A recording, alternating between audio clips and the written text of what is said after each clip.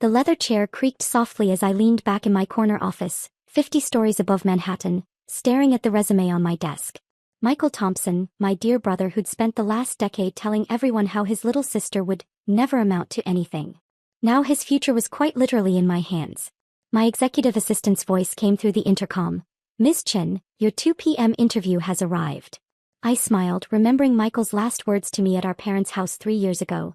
"Have fun playing businesswoman while I build a real career." That real career had just imploded spectacularly when his company went bankrupt. Now he was desperately seeking employment, unaware that most major firms in the city were subsidiaries of Chin Global Enterprises, my company. "Send him up," I replied. "And Sarah? Make sure he waits at least 20 minutes. "Of course, Ms. Chin. Shall I offer him coffee?" "From the regular pot." I smirked. The regular pot was reserved for unwanted visitors, our little office joke. Executives and valued clients got the premium blend. "Perfect," I said. "And pull up the security footage from the lobby. I want to see his face when he realizes where he is." While waiting, I reviewed his application again. The irony was delicious. He'd applied for a senior VP position, touting his experience and leadership skills. The same leadership skills that had driven his previous company into the ground. My phone buzzed, a message from our HR director. "Background check complete on Michael Thompson. Multiple red flags. Proceed with interview." "Absolutely," I typed back. "This one's personal." The last time I'd seen Michael was at our parents' anniversary dinner. He'd been holding court, bragging about his executive position while pointedly asking me if I was still doing that startup thing. That startup thing had grown into a multi-billion-dollar corporation, though I'd kept my ownership private through holding companies and subsidiaries. As far as my family knew, I was still struggling to make it in the business world. The security feed from the lobby popped up on my monitor. There was Michael in his expensive suit, probably his last one, trying to project confidence as he checked in. I watched his expression change as he saw the Chin Global logo behind the reception desk. "Your sister's company?" he asked the receptionist, clearly shocked. "Miss Chin is the CEO," she replied coolly. "Please take a seat. Someone will escort you up shortly." The color drained from his face as he connected the dots. After years of dismissing my business acumen, he was about to interview with me. My phone buzzed again. "Dad, this time. Michael said he has an interview at Chin Global." "Is this true?" I ignored it. "Let them stew for a while." Sarah's voice came through again. "He's quite agitated in the waiting area. Keeps checking his phone and loosening his tie." "Let him sweat," I replied. "Has he figured it out yet?" "Not entirely. He keeps asking if Alexandra Chin is related to his sister Sarah. No one's answering him. Alexandra was my professional name, the one I'd built my empire under while my family continued to underestimate little Sarah. Another message popped up, this time from Mom. "Honey, please help your brother. He really needs this job." Oh, now they wanted my help. Where was this support when I was building my company? When Michael was telling everyone I'd never succeed?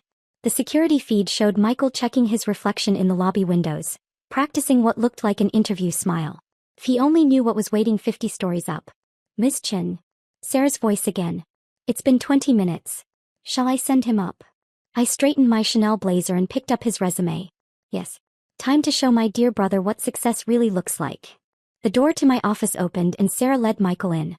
His confident stride faltered as he took in the vast corner office, the floor-to-ceiling windows offering a panoramic view of Manhattan, most of which I owned. "Mr. Thompson," Sarah announced formally, "Miss Chin will see you now." Michael's eyes widened as he recognized me, his rehearsed interview smile crumbling. "Sarah? What are you doing here?" "That's Miss Chin," I corrected him, not offering my hand. "Please take a seat. We have a lot to discuss about your application." He sank into the chair across from my desk, his expensive suit suddenly looking cheap under the harsh reality of the situation. "This is impossible," he muttered. "You can't be CEO of Chin Global Enterprises?" I finished for him.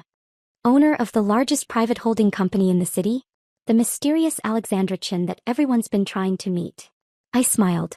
Amazing what one can accomplish while playing businesswoman. My phone buzzed, another message from Dad. "Michael just texted us. Please be reasonable." I set the phone aside. This meeting had been 10 years in the making. "Let's review your application, shall we?" I picked up his resume. "Senior VP position. Impressive credentials. Though I notice your last company isn't listed. Why is that?" Michael shifted uncomfortably. "There were complications." "Complications?" I raised an eyebrow. Is that what we're calling bankruptcy due to mismanagement now? How diplomatic. You've been researching me, he accused. Of course. We do thorough background checks on all applicants. I pulled out another file. Especially ones with such interesting financial histories. His face paled as I opened the file. Those records are sealed. Nothing is sealed from me, I corrected. Not the 3 failed ventures before your last disaster. Not the investors you misled. Not even the rather creative accounting that caught the SEC's attention. That was never proven. Because the investigators were bought off, I finished.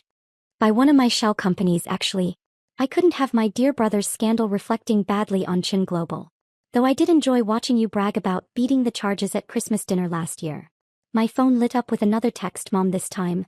He has a family to support. Speaking of family, I continued, remember Dad's retirement party? When you told everyone I was wasting my potential on a startup. Michael squirmed.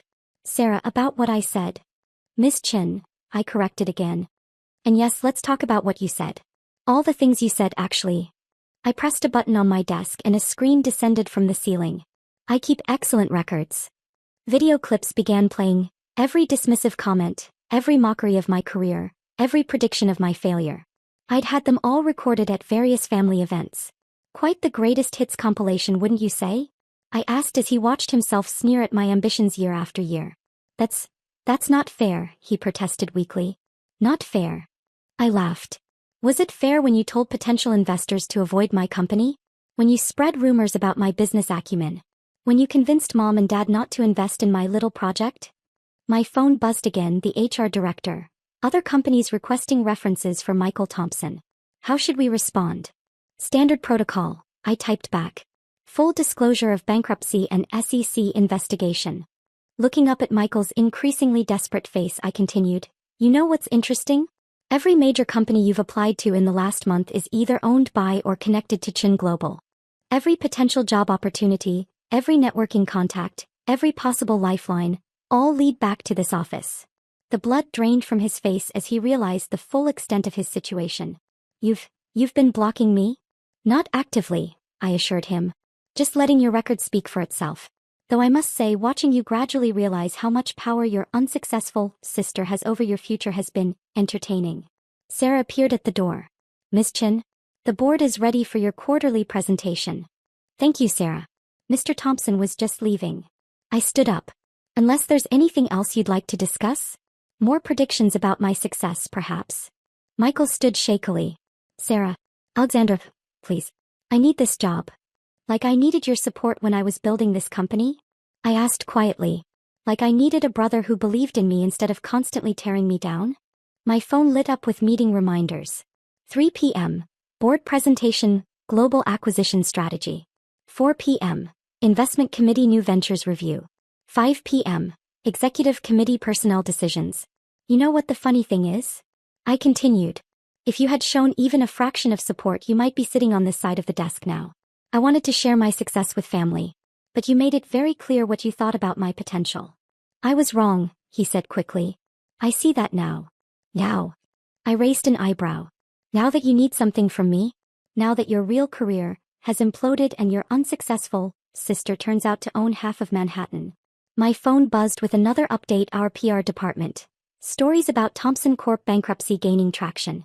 Want us to issue a statement. Proceed, I typed back. Focus on the mismanagement angle. Please, Michael tried again. I'll do anything. Entry-level position, mailroom, anything. Anything. I smiled. Like I did? Working my way up while you mocked my efforts? Starting at the bottom while you dismissed my dreams. I pressed another button on my desk and his resume shredded itself in the automatic shredder.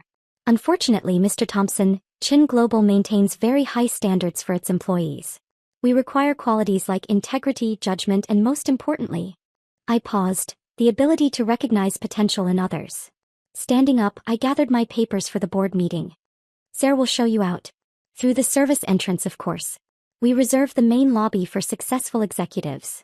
As he stumbled toward the door, I called after him, Oh, and Michael? To give my best to Mom and Dad. Tell them their unsuccessful daughter sends her regrets about missing Sunday dinner. I'll be too busy running my global corporation to attend. The door closed behind him and I watched on the security feed as he was escorted to the service elevator, his shoulders slumped in defeat. My phone buzzed one final time. Dad again, please reconsider. He's your brother. Funny, I typed back. He didn't consider that when he was predicting my failure. Success like karma works in mysterious ways. Sarah appeared with my board presentation. Your brother looks rather shell-shocked. Amazing what a change in perspective can do, I replied. Have security revoke his access credentials. If he applies again, mark his file, do not consider. Already done, she confirmed. And the other companies he's applied to? Let them know exactly who they're dealing with, I instructed. After all, isn't that what big sisters are for? Looking out for their brother's best interests. As I prepared for my board meeting, I couldn't help but smile. Sometimes the best revenge isn't just proving someone wrong, it's becoming the gatekeeper to everything they desperately need. Welcome to my world, brother. Success looks different from this side of the desk. Too bad you'll never see it from here. After all, as you always said, some people just aren't cut out for success.